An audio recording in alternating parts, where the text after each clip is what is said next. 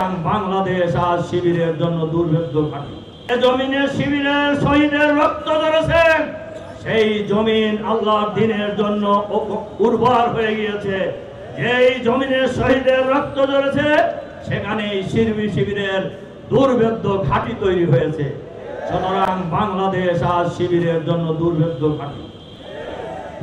ঢাকা বিশ্ববিদ্যালয় থেকে শুরু করে বাংলাদেশের গ্রামে গঞ্জে নগরে বন্দরে বাংলাদেশের প্রতিটি শিক্ষা প্রতিষ্ঠানে শিবির আজ দুর্জয় কাফেলার নাম, শিবির এক প্রতিরোধ শক্তির নাম।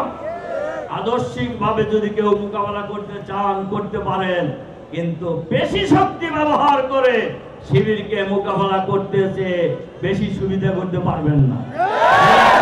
হাসিনা যেটা পারে নাই অনেক গোষ্ঠী একত্রিত হয়ে কেউ পারবেন না ইনশাআল্লাহ।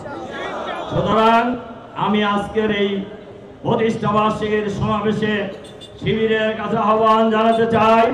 শিবির প্রতিষ্ঠা হয়েছিল একদল সৎ, দক্ষ, যোগ্য, চরিত্রবান, দেশপ্রেমিক, দুর্নীতিমুক্ত নেতৃত্ব তৈরি করার জন্য। শিবির নিরলসভাবে সেই চেষ্টা অব্যাহত রেখেছে।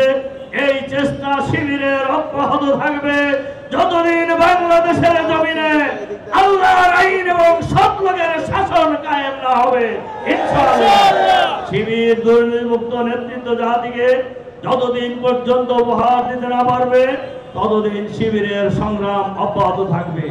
এজন্য শিবির যে উদ্দেশ্যে প্রতিষ্ঠিত হয়েছিল সেই উদ্দেশ্য বাস্তবায়ন করার জন্য শিবির নিরলসভাবে প্রচেষ্টা চালিয়ে যাবে।